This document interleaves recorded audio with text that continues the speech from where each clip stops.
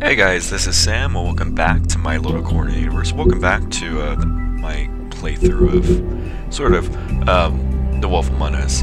I know that some of you guys might not have this game, so I think it might be nice to kind of go through and look at the Book of Fables. Those are the little kind of ancillary stuff that pops up, gives you kind of introspective on the characters in case you don't know them and everything.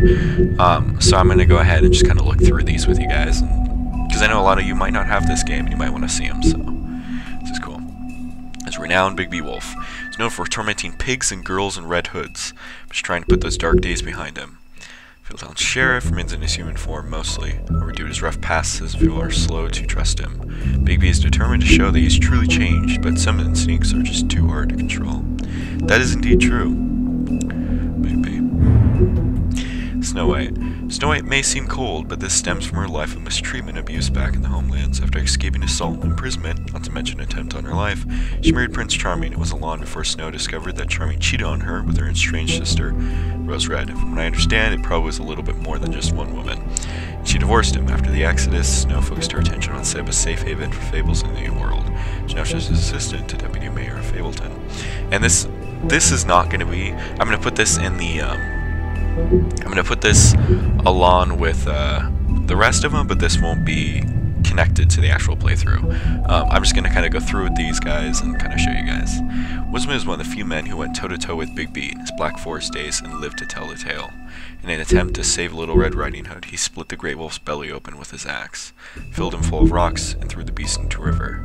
To his dismay, his popularity has faded. Even his name is forgotten. He is only known as the Woodsman. It's true. Faith, otherwise known as Donkey Skin Girl. Yeah. Made it through the Exodus from magical homelands with the clothes on her back. Her husband, nothing else.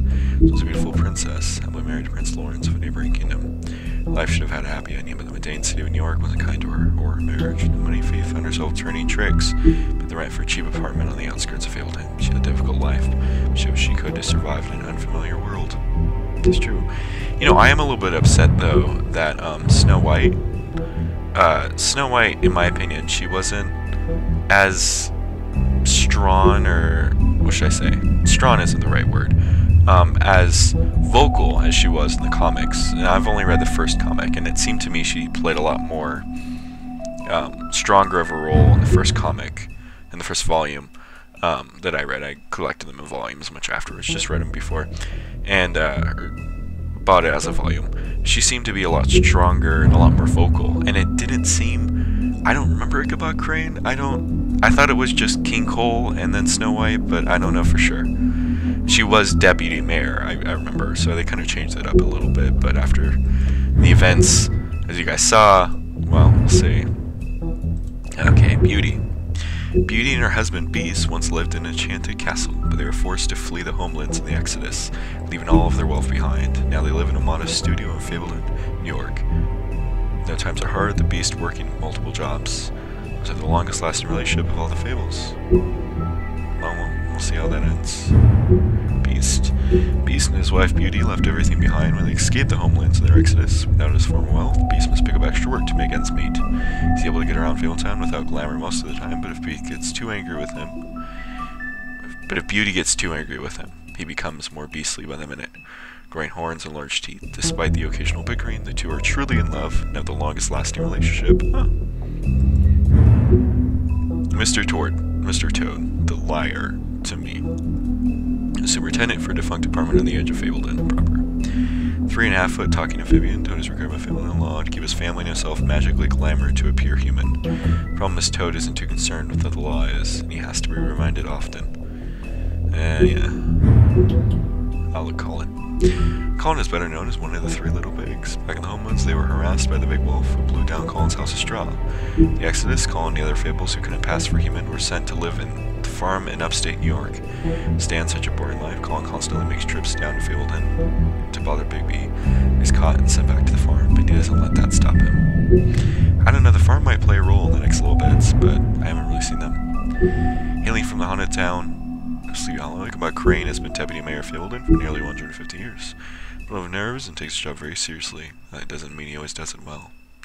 You're often blind to the troubles of less citizens. Authoritarian Calorian are always hiding something. Now I don't remember him. I'll have to read back over the novels, or the comics. When I say novels, I'm sure there's a novel written somewhere. I don't remember him being deputy mayor. I remember deputy mayor was Snow White, but I don't know for sure. I'll have to double check that. With Buffkin, I love Buffkin. This talking winged monkey from the land of Oz. I'm reading and stealing the deputy mayor's booze. He's prone to mischief, so when something goes wrong, he assumes he'll receive the lion's share of the blame. He's helpful when he wants to be, but most of the time he'd rather be drinking. Someone would have fired him a long time ago, but he's the only one who can make sense of the filing system. Well, that really should have gone Dewey Decimal. Fabletown. It's a town located on the Bulfin Street, Manhattan's Upper West Side. Regular people, or Mondays. It's being an ordinary New York neighborhood. It was really home of Fable for many worlds. Within the business often. Says the Woodlands lies a massive cavern, a vast library. I think that's like a TARDIS. It's just kind of magically bigger on the inside. Magical items have immense power. All non-human Fables live upstate on the farm, an extension of Fableton. The farm.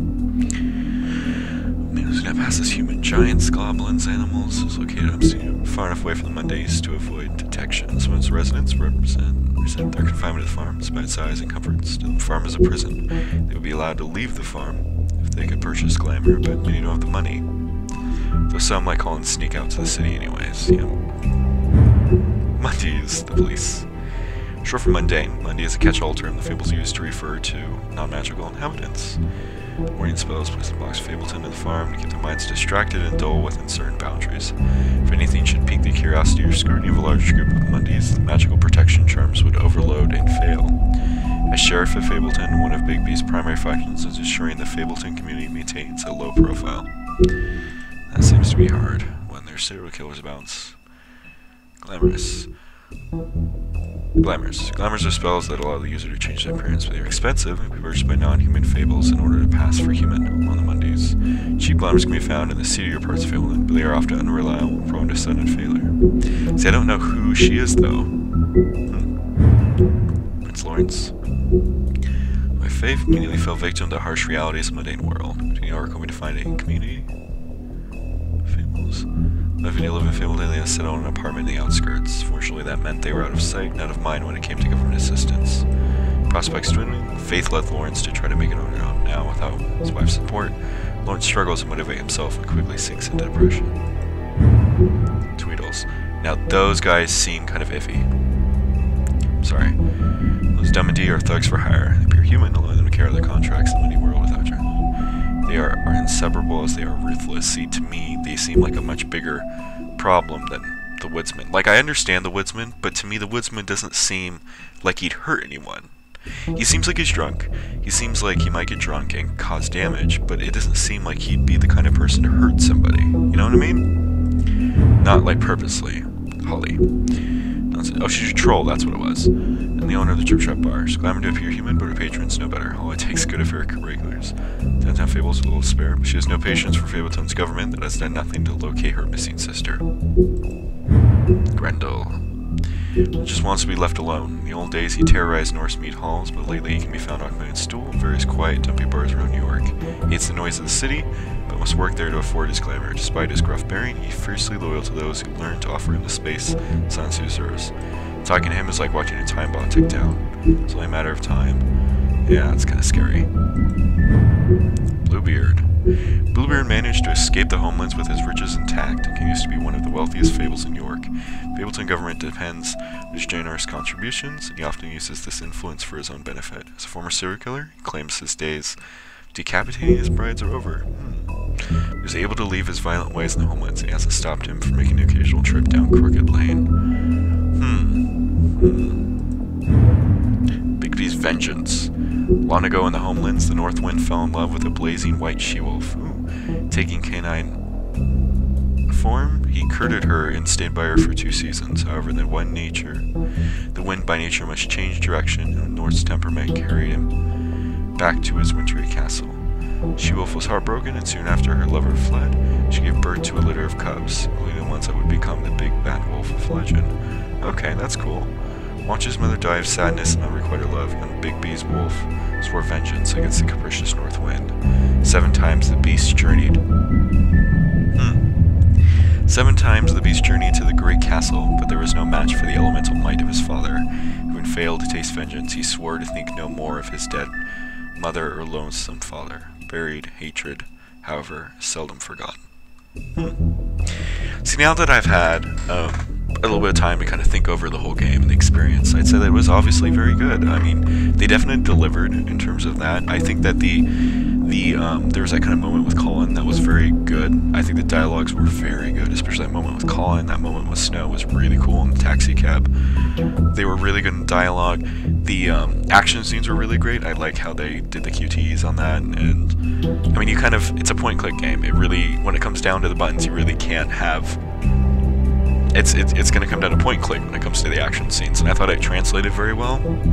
The only thing that I found lacking was the kind of investigation scenes. Because I think they were kind of sparse and they could use a little bit more, but hopefully that's improved upon in the next game, and I'm really looking forward to it. And it was a pleasure playing with you guys, and I really hope this next episode comes out. You could definitely see that. I chose the Path of Vengeance, is what I chose. There's another one too that comes up if you chose the other way. If you didn't rip off his arm, there's another one that pops up, and I don't have it, but I'm going to put a link up at the top right over to Angel Arts, who also did play through this, and he chose the other path, of course, because that's how he tends to do it. And I'm going to leave a link to his little bonus episode like he did like this, and that way you guys can check out that very last bit and see what kind of journal entry you get if you didn't choose that, if you get that one. And I'll probably do another one of these episodes for, say, 2 and 3 as well, and then probably one last episode and just combine 4 and 5 into 1. But it was very much a pleasure. I really enjoyed this game, and I really hope to see what comes next. So I will see you guys next time.